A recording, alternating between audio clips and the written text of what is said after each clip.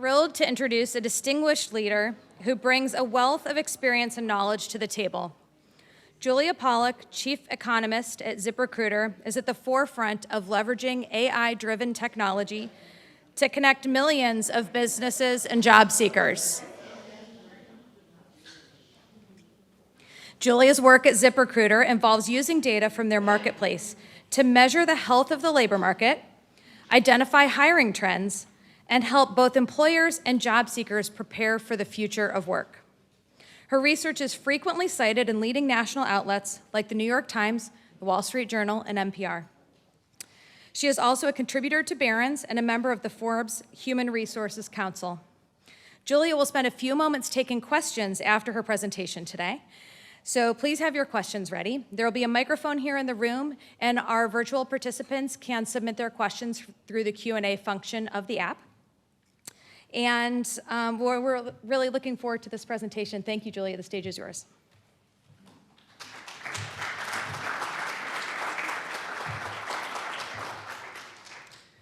Thank you so much for that kind introduction.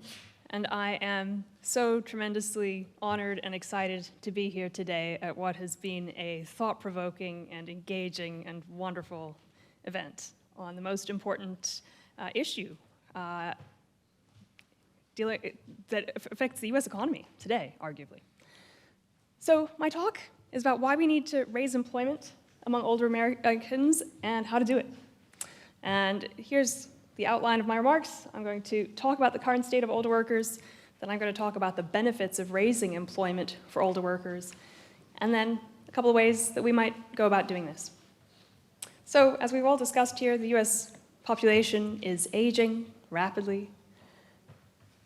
Rising longevity, falling birth rates are completely changing the structure of our population. And according to the latest data, the fraction of the US workforce aged 60 or over is, just increased 21% over the last 10 years, and it's going to increase 39% between 2010 and 2050. Keep that number in mind for a second, because the latest estimates of the impact of this on GDP growth are staggering. An aging population leads to a growth slowdown, and it's large. So a 10% increase in the fraction of the population age 60 or over reduces GDP per capita by 5.7%. So that 39% number I told you is the equivalent of a 22% reduction in GDP per capita. That puts the economic impact of an aging population somewhere between the GDP impact of World War II and the Great Depression. Okay? That's the kind of urgency with which we should be treating this issue. Unless, there's a big unless here, unless we can raise labor force participation among older workers. And here's the good news. Between 1990 and 2010, we actually did see a very rapid, staggeringly impressive increase in labor force participation among older workers after a sustained decline. Okay? It was a long, steep increase. The only thing that arrested it was that Great Recession that disrupted the labor market so terribly and just created such a slack market for such a long time. And then the COVID recession actually reversed it. Okay? But I think this graph shows that there is potential there for participation to go up. And a lot of the sort of decrease in participation is really just because I'm looking at a big group here, workers age 55 and plus. And a lot of that decrease is actually just due to more and more people in that category being really old. Okay? So if you look at more granular buckets, if you look at workers aged 55 to 64, or 65 to 74, or 75 and older, you actually see that participation has increased within each of those granular groups, and quite impressively. It's not a small reduction here. And that increased participation has actually allowed us to beat the gloomy growth estimates of the Congressional Budget Office and the Bureau of Labor Statistics. And so we keep beating the naysayers thanks to the resilience of our older workers, thanks to the fact that they are staying engaged and active despite all the odds. What are some of the reasons for this shift, for the increased participation of older workers? Right? Maybe if we understand why it's happened, we can give it a bit of a boost. The most important reason is technological change that has made work less physically demanding and made jobs more pleasant and made older workers want to have those jobs for longer. Another reason is increased education rates, which have given people better access to those pleasant, engaging jobs. There's also been a new trend. 40% of retirees unretire later. 20% of retirees partially retire first. So we now have kind of this gray zone where you can partially retire and work part-time. Another big change is that women in this cohort of women see themselves as career people first. Right? They have career and family. They try to have it all. And they work longer than women in prior cohorts do. And so often when women work longer, their husbands work longer too. So within a household, everyone kind of pushes everyone else to work more. And then, of course, as life expectancy grows, and yes, there's been a recent decline in life expectancy, but that's mostly driven by rates of drug use and overdoses and things like that among younger people. But for older people, the likelihood that a 60-year-old will make it to 80 or 85 or 100, that keeps going up. And so that increase in life expectancy is also pushing people to work longer so that they'll be able to finance that longer retirement.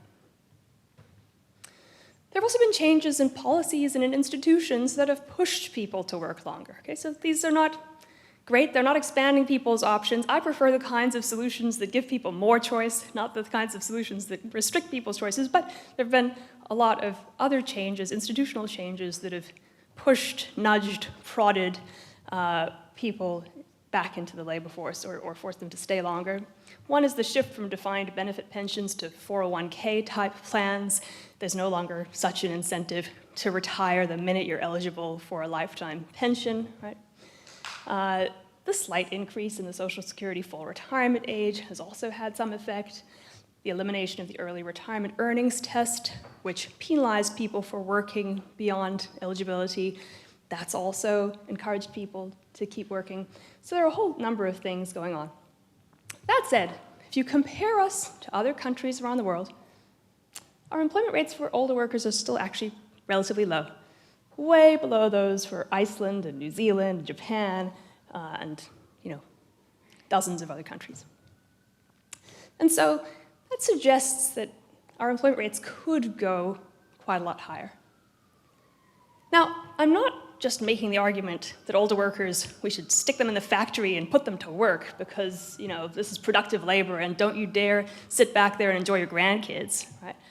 I'm making this argument because many older workers tell us they would prefer to be working more. Okay? More than half of retirees say that they've retired from their jobs involuntarily. And that was before the pandemic, when they lost their jobs en masse. At ZipRecruiter, I survey job seekers every quarter. I survey recently hired workers who just got their jobs within the last 6 months every quarter. We also survey employers once a year. And then, of course, we look at the rich data from our marketplace with billions of interactions between job seekers and employers every day. And what comes up again and again and again is that our older job seekers are really struggling. They have the highest rates of absolutely every challenge that we ask about. So they have the highest rates of dissatisfaction with their job search experience, the lowest callback rates, the lowest rates of interviews. They have the highest unemployment rates. So 2/3 of older job seekers are unemployed. Only about 1/3 of younger job seekers are unemployed. Lots of people who are searching for jobs on ZipRecruiter have the leisure of time. They can pick and choose. They can get multiple offers together first. But older workers are often searching under the gun. They're searching under severe pressure. About a quarter say they're facing severe, serious financial difficulty. And that's not even, there's another quarter who aren't making ends meet. 65% tell us they think the reason they're not getting work is because employers think they're too old and are not even giving them a chance. Among those who are employed, 53% want to be working more hours than they're getting. And as several speakers today discussed, older workers are prepared to change, to shift, to move, to learn new skills. 80% of them are prepared to switch industries. After a lifetime of working in education, they're prepared to go into sales. Fine, train me up, I'll learn. Now, there are lots of reasons that employers actually have some financial incentives not to hire older workers. They also have some biases and false perceptions about the benefits and costs of hiring older workers that aren't always so. One real cost, though, is the cost for employee healthcare benefits. Okay, so even for Medicare-eligible older workers, if an employer provides health insurance to an entire class of employees, well, then they're the first payer and Medicare is the secondary payer, and coverage rates are a lot more expensive for older workers. And so if you're a cash-strapped business thinking about whom to hire, sorry, but there's a bottom line to meet. Okay? We could change that, of course, by making Medicare pay for everybody. That's an option. It would cost a lot more to Medicare and the government, and it's probably a political non-starter, but that's one problem with the current system. Employers often worry that older workers will lack technological skills. That's a topic that's come up again and again, starting with Janine earlier today. Employers also worry that older workers will lack physical strength. And about 60% of the jobs in America today, despite all the technological change, despite the AI, require you to stand on your feet, to lift heavy loads. They are physically grueling jobs. And that it's changed a lot, but it hasn't completely changed. And so the number one worry that employers tell us in employer surveys, the number one reason they say they're reluctant to hire older workers is they worry about the physical strength of their workers. And so we routinely see that employers are substantially more likely to call back and interview younger candidates than older candidates with exactly the same skills and credentials. Employers also do some math a little bit wrong. They think, if I hire a 22-year-old, this person can stay at my company for 40 years. If I hire a 62-year-old, they're going to retire in 2 years, right? This chart shows you how silly that thinking is. Turnover rates are much, much, much, much, much, much, much higher for younger workers than for older workers. The likelihood that your 62-year-old is going to up and leave right away is actually very, very, very small. So part of this is just also like an education problem. Policy is another reason that many older workers are not working. The structure of many of our tax policies and benefit programs sort of basically effectively penalizes you for working longer. There's a paper that sort of lists all of the tax disincentives in various programs, all the benefit cliffs, and sort of calculates their effects. And there's some large disincentives in there that we could fix. And then the recent pandemic just exacerbated this whole problem. Usually, in past recessions, unemployment has spiked at much higher rates for younger workers than for older workers. The pandemic was an exception, and unemployment actually rose the most for the oldest workers. Perhaps there was a little bit of opportunism going on, an opportunity to clean house, to bring in new talent. So things happened that would not otherwise have happened. About 30% of workers over age 60 have been working at their current job for 20 to 30 years. Okay? So these are people who would have continued working there until they retired. And when they lost their jobs, it was like crushing. It's like a divorce. It's like, do you go out and date again? I mean, many people just use that event to retire, even if they didn't plan to before.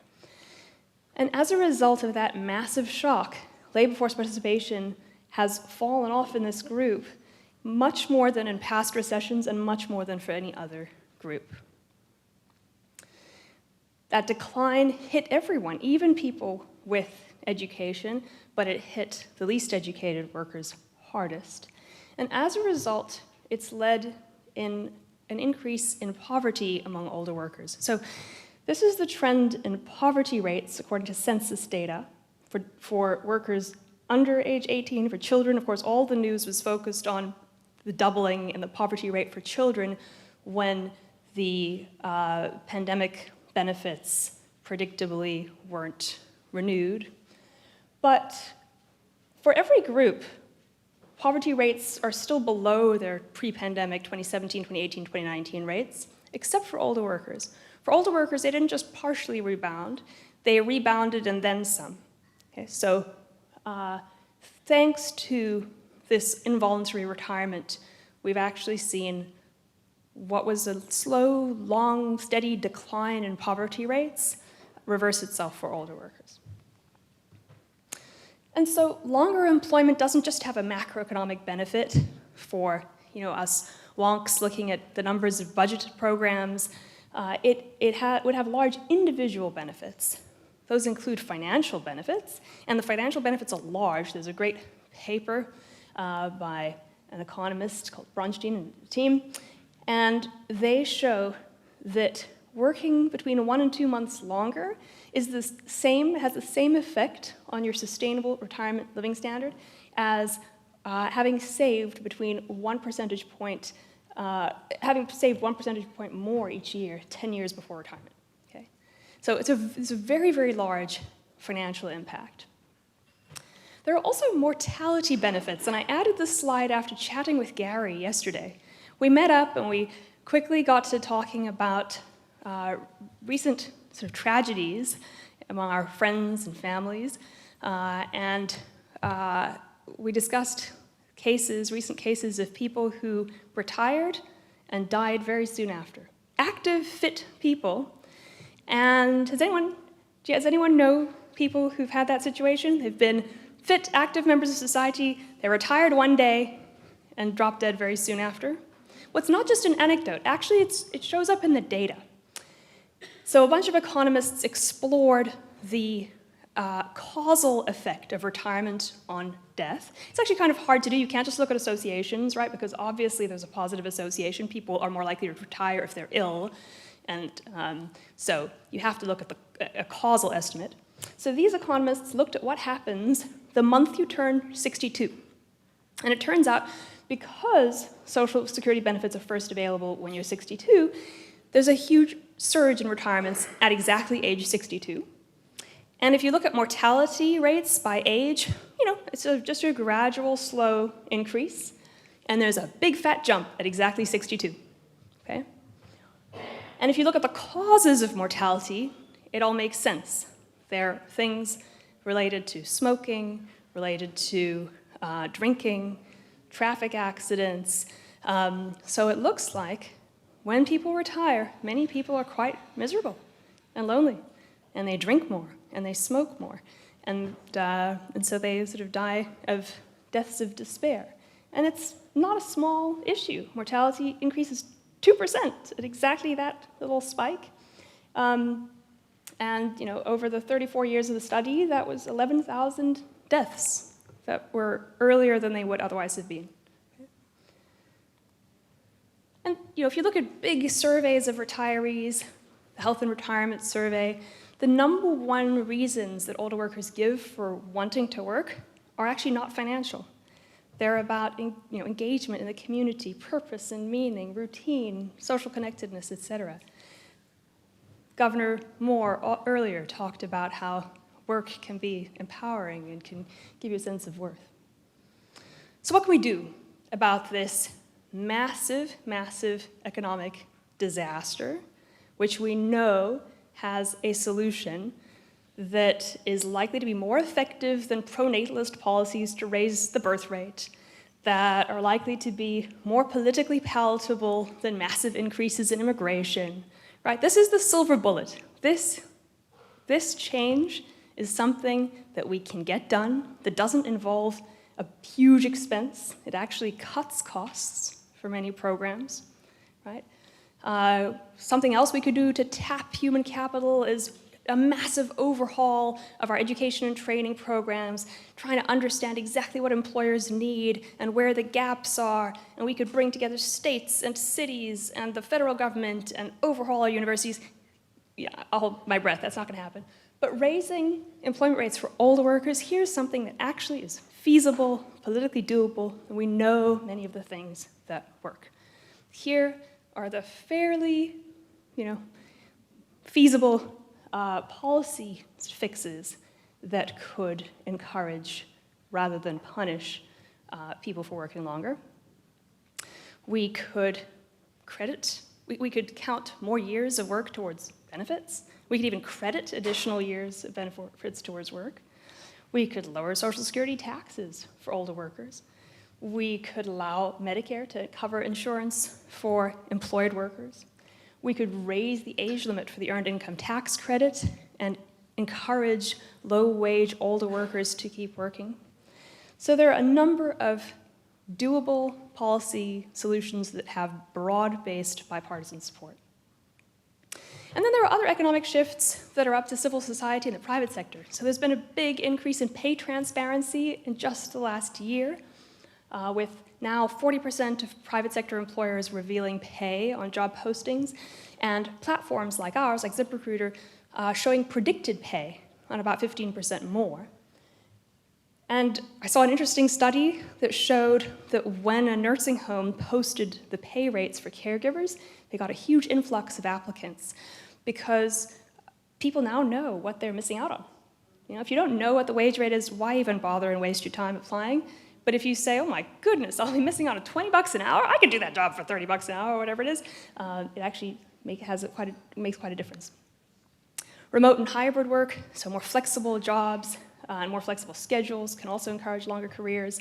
And then there have been huge organizational shifts in many, many jobs, like pediatrics, like obstetrics, like pharmacy, where workers have been put into groups, and have been encouraged to have work-life balance. Rather than being the on-call worker 24/7, they have predictable shifts, they have predictable days when they're on call, etc. There are some structural challenges. Sorry, I know I'm over time, but I'm going to wrap this up very quickly. There are a couple of things that are going to stand in our way. One is declining returns to experience, another is declining membership rates, another is the persistence of this huge share of jobs that are physically demanding. And then the fact that rather than robots replacing people in physically demanding jobs, we're probably going to see office jobs replaced sooner by generative AI. So let's go through each one of those very quickly. The returns to tenure, the returns to experience, are falling as jobs keep changing ever more quickly and evolving, and the skills required keep evolving. That's, leading it to be no longer so beneficial to have experience in a field and to stick around. Except for people with professional degrees. Okay? So if you look at the age earnings profile for different groups of workers, earnings are pretty much flat over your whole lifetime if you didn't complete high school. If you have an associate degree, you might get a tiny increase to the middle of your life, and then it sort of plateaus. For most cohorts, your wages plateau and eventually fall, unless you're a doctor or a lawyer, basically. Okay? So those people are working longer and longer and longer. Look at DC, look at the Senate. They stick around forever, but everywhere else, there is no incentive to stick around forever. Union membership rates also have just been steadily declining. They're now just 10.1%, down from 20.1% in 1983, the first year that the BLS started collecting the data. And that's despite the fact that in the last 2 years, unions have become much more popular. They've also become much more active. It hasn't mattered. Every year I look at the data expecting that maybe this will turn around, and it just, don't hold your breath. It's not likely to. And so the kinds of benefits that encourage workers to stay longer, unionized roles. Typically, there are benefits to seniority, and there are more attractive retirement benefits that might encourage you to stay longer. Those kinds of jobs are disappearing. Older workers, especially older workers of color, are still very, very likely to hold these physically demanding jobs, and those jobs are less likely to be replaced by robots than the lawyer and the economist jobs are likely to be replaced by generative AI. We once expected that all those miserable jobs would be taken by robots. Now it's kind of pleasant HR jobs that are likely to be automated first. And it'll be very, very difficult to bring those workers who left due to the pandemic back, okay? Because once people have left a job for a long time, coming back involves such a large loss of wages that many people just don't see the point. There's a role for all of us just to educate our friends and families. Tell your friends, do you know that if you take your Social Security benefits early, you're going to cut their value by 30%? Do you know that if you retire, there's a pretty big jump in your mortality chances? I mean, think about it a little bit before you take this step lightly. Do you know that searching for work in a group where you have support from friends leads to greater success? Do you know, Mr. Employer, looking at assuming that a 62-year-old is going to leave in 2 minutes and a 22-year-old will stay forever, that's just false? Do employers know that, yes, sure, some skills deteriorate, but many skills get better as you age? And the skills that matter in today's economy, like verbal comprehension and communication? Do employers know, in our latest employer survey, employers said the skills that were most lacking among the candidates they interviewed were professionalism and time management. Do you know that older workers score really well on those soft skills that you say you're desperate for? And then, of course, there is a role for all of us in this room to keep fighting the good fight.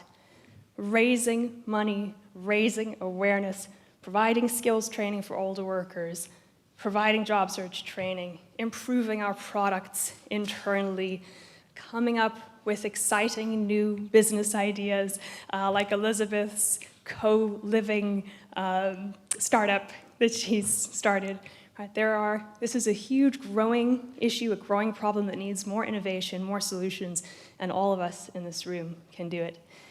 And that's why I'm very excited to be here honoring the organization that has empowered 500,000 low-income, older workers, a constituency overlooked by so many, and that just keeps going from strength to strength, making a profound difference on this issue, which is just enormous, staggering in terms of its magnitude and importance. So, thank you for having me here today, and let's open up to questions.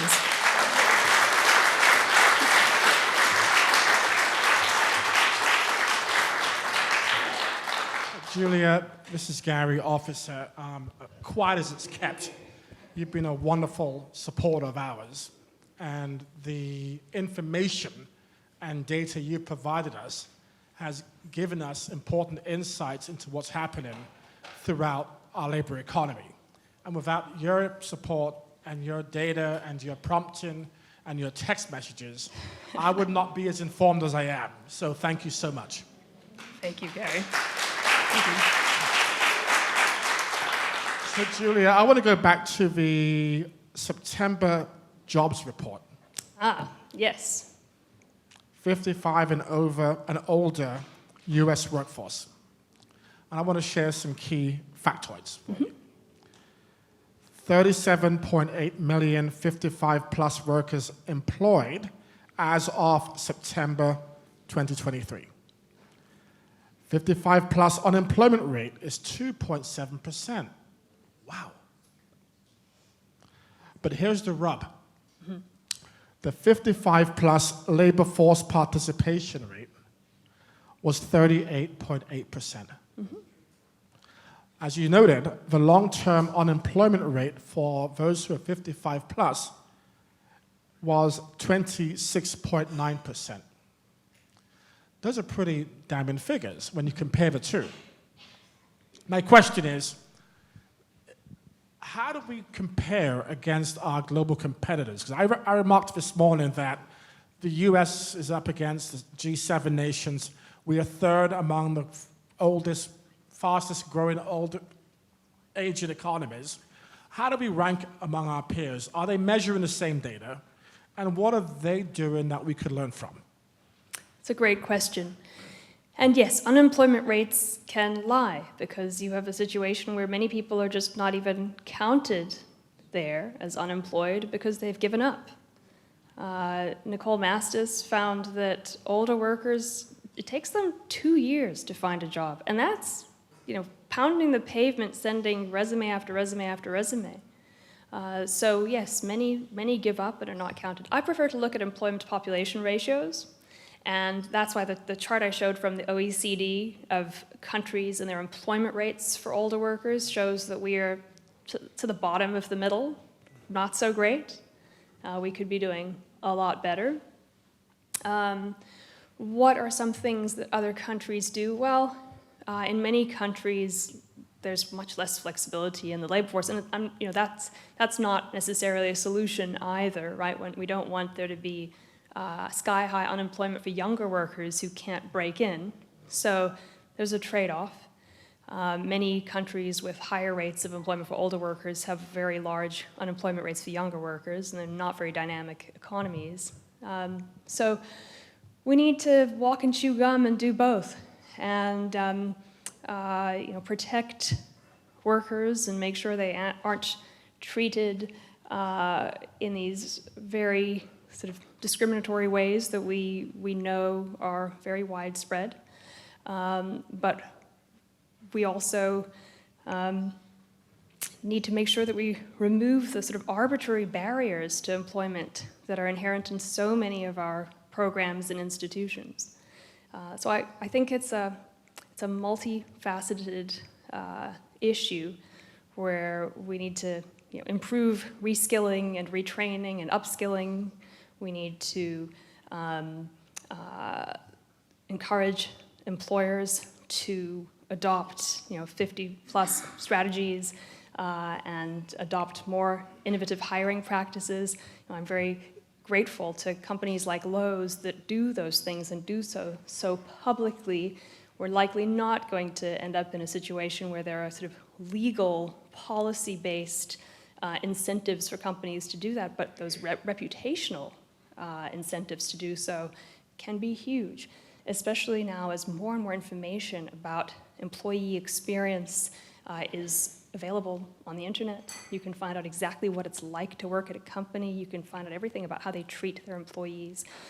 So I think more information and then just a tight labor market, will do a lot. So thank you. Whatever we can do to keep our the labor market healthy and vibrant and growing, that is the biggest mover of the needle.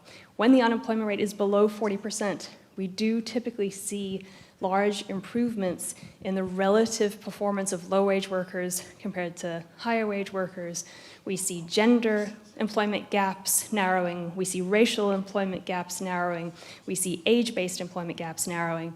And so a tight labor market is really what we need. Elizabeth, the microphone is coming your way.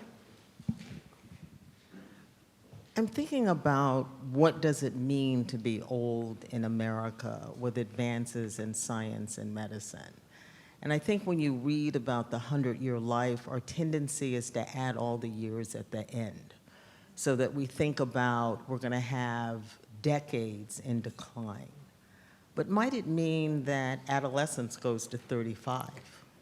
Might it mean spreading this longevity throughout the lifespan, and that we have many more years in the healthy lifespan, healthy aging, so that the decline, when the snapshot, we look at what aging looks like today, what chronic illness and disability looks like today, that maybe in the future, old will not be the old that we're defining now. Well, I hope so. And I think we're a country full of amazing role models. Warren Buffett. I mean, we have people in America who work forever and who are at the top of their fields, who are still the people that, that people jump to follow on Twitter and LinkedIn.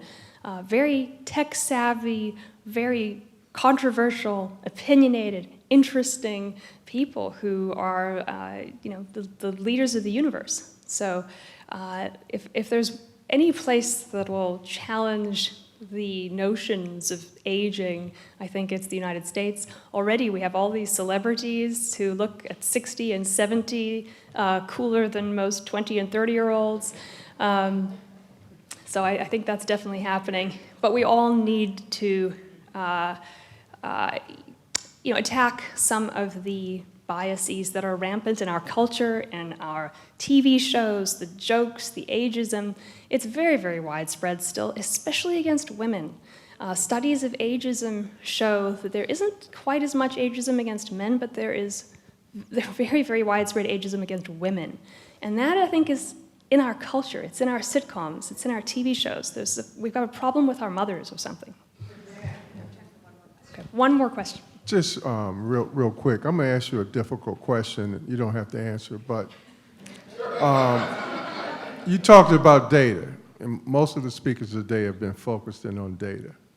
However, the perceptions seem to be overtaking the data as far as believability. We're going to have an upcoming election that is going to really be focused in on ageism. And how, from an organizational perspective or even from an economist perspective, how do we combat all of that perception that may have a detrimental impact on the ability of older workers to find work? Ooh.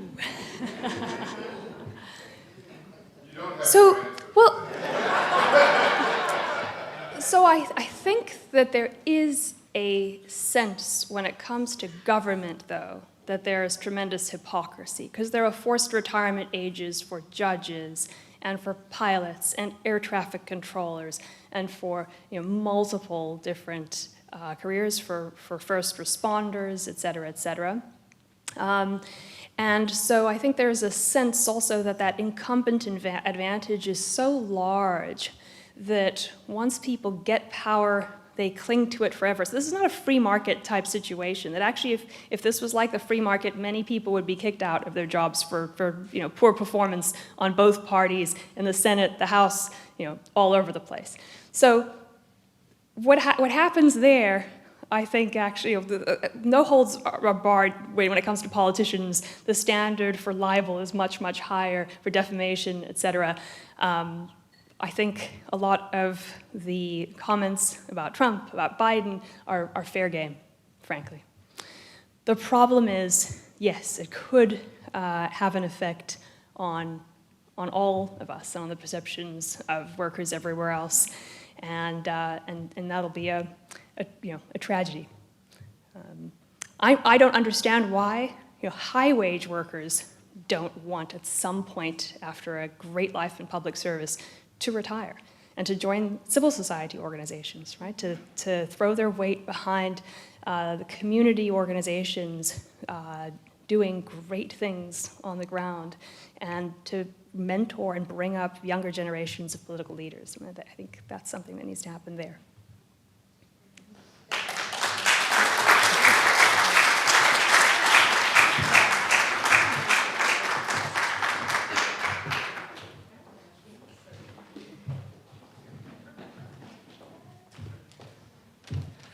Well, I'm going to say that I didn't think, my takeaway was very positive, not such a horror story. I see that there's a lot of vitality and there's a lot of potential for older workers, and that's why we're here today, to really focus on those things. So I just want to thank you, Julia, for your very fascinating and thought-provoking remarks in this session. I'm Angela Badeau, chair of the CWI Lab Board of Directors, and I am honored to present the CWI Lab's 2023 Innovation and Thought Leadership Award to Julia Pollak.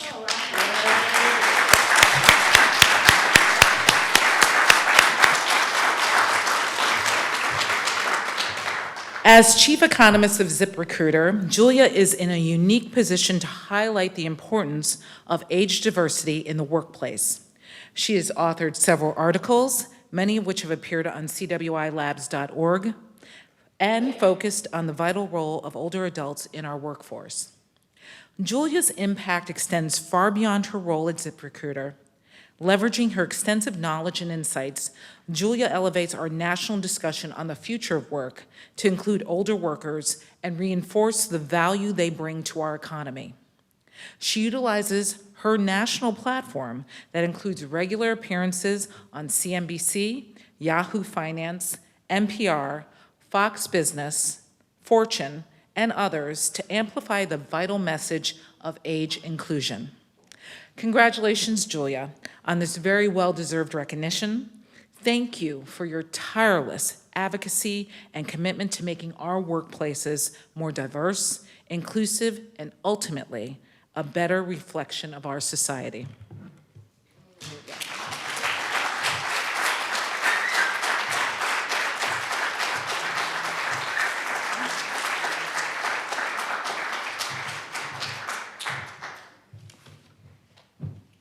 Thank you. I'll hop back just to say that I am tremendously honored and grateful to accept this award, and especially from just such a tremendous organization with an enormous impact on thought leadership, but also, more importantly, on lives, on countless workers who have been empowered through CWI's programs to improve their lives and to gain greater meaning in their lives and to stay engaged and active in their communities in the way that they want to. It is a community that often struggles to find resources, that is ignored by many of the leading employment solutions of the day, and yet that is growing very quickly, and that is the rock of so many people's families and communities. You know, I was talking to Gary earlier, we've been talking about this epidemic of loneliness. So I went and looked at the loneliness data, and I was really surprised. People over the age of 65 report much lower rates of loneliness than young people. It's the 20-year-olds, the 30-year-olds, the 40-year-olds who are lonely. The 65-year-olds, they didn't grow up with these cell phones and video games. They grew up at church. They grew up connecting to each other. And so they really need to teach the rest of us how to stay engaged, how to give back to family, to grandchildren, to community, to neighbors, how to take care of each other, and how better to do that than in our workplaces as well. So more strength to you, CWI and CWI Labs, in helping to create the space for our older workers to lead and to share with all of us what they can bring and what we all are so needing and missing in our society. So thank you. I'm hugely, hugely grateful and honored. Thank you.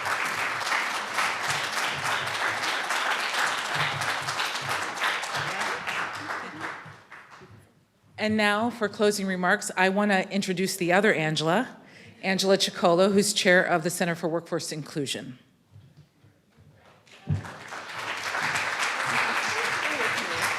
Stay up here with me. We are the Angelas Yes, we are. of the world. And I just want to say again, Julia is a great gift to this movement. Let's thank her again. Yes.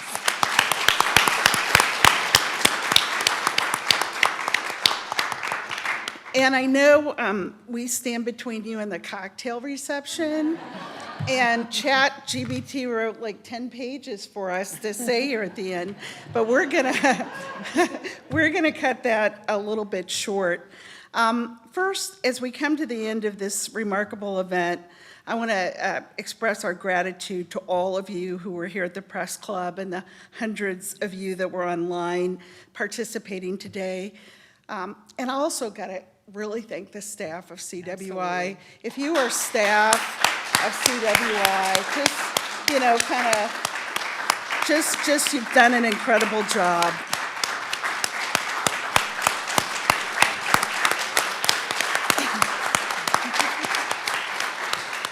They're the hardest working staff. And we appreciate them and thank them.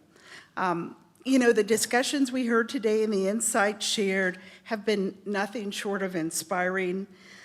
There are so many challenges faced by older workers and marginalized job seekers, and the innovative solutions that are being brought to the forefront to address these issues are important for all of us.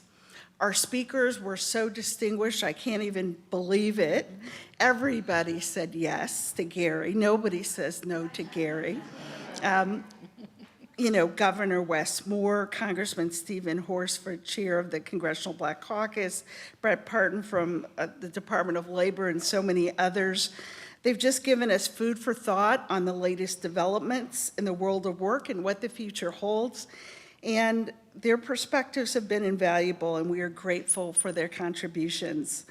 I want to remind all of you of the profound impact we can make together. Each person in this room and those joining online is committed to promoting a more inclusive and equitable workplace. Together, once again together, we can shape the experience of the fastest growing segment of the workplace. That's workers over age 55. And by 2030, a staggering 150 million jobs globally will shift to older workers. And this is a transformative movement in our workforce, in our landscape, and we all have a collective responsibility to ensure it is as inclusive as possible. The Center for Workforce Inclusion is steadfast in its commitment to speaking truth to workforce injustice through education, through collaboration and programming, and we hope you'll join us and stick with us. Since 1962, we have empowered nearly 500,000 low-income job seekers with in-demand skills, resources to overcome employment barriers, and pathways to economic security. Our extensive network of over 200,000 nonprofit organizations nationwide plays an opportunity to own their abilities. Our job seekers, they're older adults who've been left behind by traditional workforce development programs, and this includes older workers of color, women, veterans, formerly incarcerated job seekers, all of whom are living in low-income households. For them, employment is not merely a means to remain active as they age. It is a necessity, an absolute necessity for meeting their health and housing needs. We talked a little bit today about age discrimination and its ugly implications. Ageism continues to create barriers to employment for older workers and is projected to cost the U.S. economy nearly $4 trillion by 2050. The economic success of our nation depends upon an age-inclusive workforce prepared with the skills required to thrive in the modern workplace. Yet workforce training programs and employer talent pipelines disproportionately target younger workers. The center estimates that fewer than 10% of workforce development programs focuses on mid-career and older workers. And as we heard earlier, fewer than 4% of firms have committed to programs to help integrate older workers or support a multi-generational workforce. That's why we need more Lowe's in the house. Yeah, absolutely.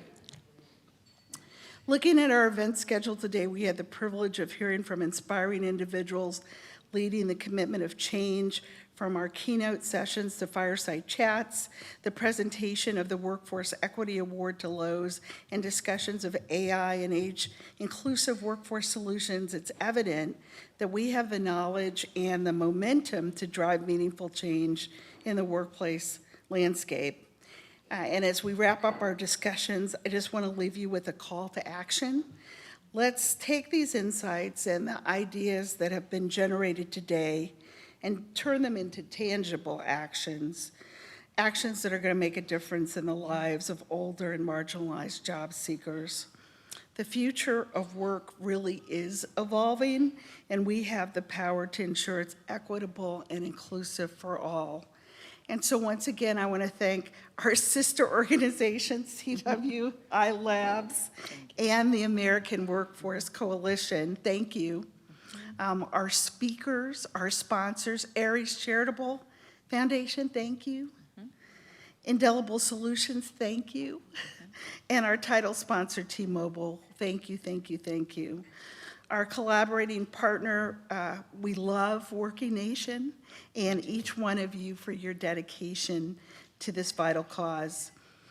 Your commitment to promoting equity and inclusivity is truly commendable. So thank you. Let's all work together and make a difference.